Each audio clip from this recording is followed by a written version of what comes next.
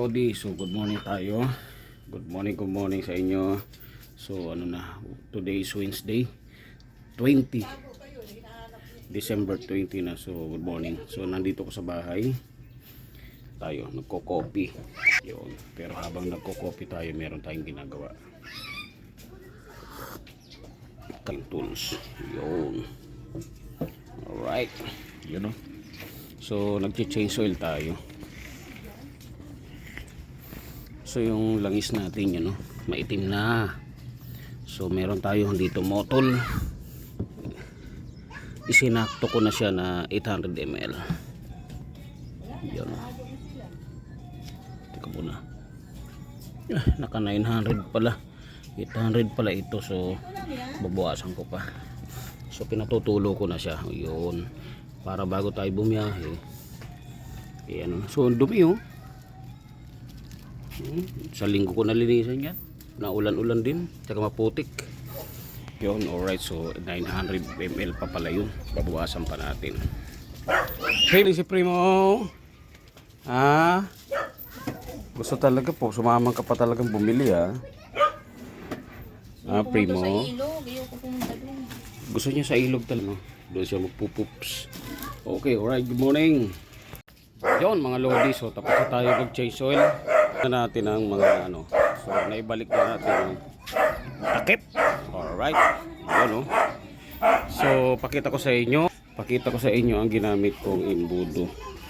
So dati ginagamit ako ng papel lagi. Ginagawa ko imbudo. Since lagi kong bumibili ng carbon cleaner. Dapat kasi every 3,000 magka-carbon cleaner tayo o kaka-chase oil din natin para sabay-sabay na. Tinanggal na natin yung puwet. Ito ginamit natin imbudo. Yan, nilalagyan ko yan ng yung pinagamitan ko na tissue. So yung takip dito siya winawala para pag laging malinis siya. So tinatabi ko lang dito sa tambakan natin ang gamit. Yun. Alright, so ligpit na tayo ng gamit kasi okay na siya. Tapos isi-set natin ang dati kasi 5,000 yun.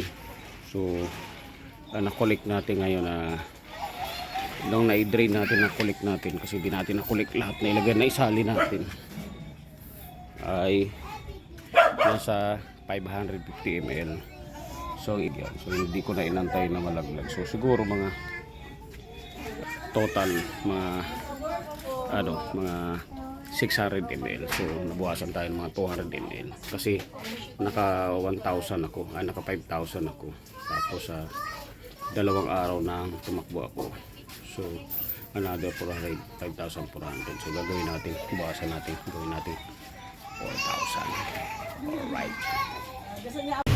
Yun mga lodi. So kanina nakakuha na tayo ng isang delivery papuntang Caloocan North. Tapos pagdating natin lang nakakuha tayo papunta rito sa Rosario, Cavite na passenger. So 259 sakto. Walang labis, walang kulang. Okay, alright. Dito mag-abang tayo dito sa Rosario sa papasok ng Manila. Alright, so may paano, one down. So alas 12 na tayo nakakuha ng passenger natin na pauna. Alright, so tsaga talaga. Yan mga lord, so kasalukuyan nasa EDSA tayo. Kalalampas lang natin ang SM Mega Mall. So bandang tapat na tayo ng People's Power Monument. Traffic situation is standstill. Alright, so talagang sagaan ng biyahe, mapa 4 wheels at 2 wheels, sapul talaga sa traffic. So papunta ko ngayon sa Quezon Avenue, San Antonio Building. So may dadrop off tayo doon na document mga load. Sobrang traffic, wala talaga magagawa. 2 wheels, 4 wheels, kapul, wala magagawa EDSA. Alright, so kasaya rin si Kasundo biker. So wala magagawa talaga traffic. So sagaan riders, deliveries, riders, MC taxi. So saga magluluwag to mga December 25 hanggang New Year, January yan. Kaya lang, magana naman tayo sa ating biyahe sa passenger. Alright.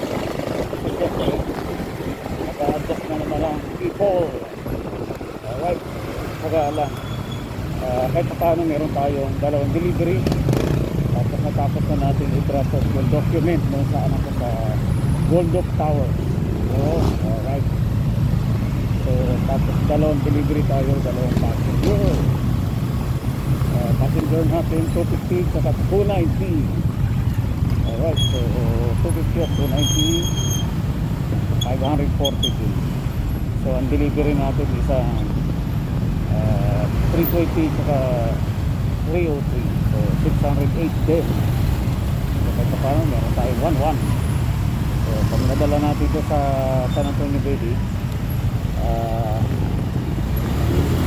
magabang tayo ng booking ang Pakaloocan para naman pauli. Tapos magbiyahe tayo hanggang mamayang gabi pa, kasi napunta naman tayo ano na, alas 12 na ng tanghali. So alas 3 na ng hapon yun, 3 oras na tayo sa biyahe sa traffic. Alright. Oy, patient. Wala nang patient ang mga 4 wheels kung bumisina na, ayaw nang nalulusutan. Alright, magalang. Oh, what's up? So nandito na tayo sa tambay. Sige nga, takatambay dito Muning. So wala yung mga rider dito, mga lodi. So pahinga lang ako ng konti. Tapos bibili tayo ng coffee tayo sa bakery.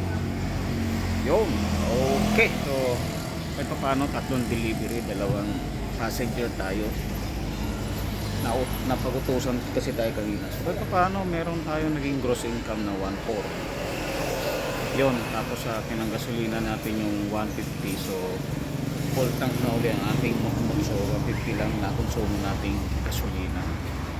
Yung ikot natin, meron tayo na tirang 1,250. So pang top up na lang kailangan natin. Okay, alright. So saka pagpahingan din natin ng pahinga din siya kasi sabak sa traffic. Yan manipis na talaga ang ating gulong. Yun.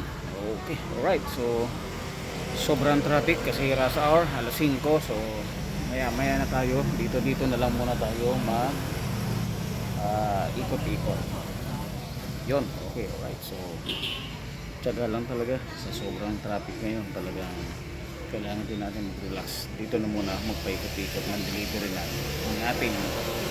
Alright. Yun mga lodi. So dito na tayo sa bahay. Alas 9 na ng gabi. So hindi na tayo nakabiyahe. So nagtambay-tambay na lang tayo kanina doon. So yun, inantay na lang natin medyo gumabi ng konti bago tayo uwi dito kasi para makapag-park tayo sa court, basketball court. Yun. So kumakain pala tayo. Ako pala, noodles lang tsaka rice ang ating pagkain. Okay, alright. So bukas aga natin ang biyahe kasi kanina naman tanghali na tayo. So total naka 1.4 naman tayo. Meron tayong net income na 1,000 pesos. Labas na lahat. May gasolina, top up tayo.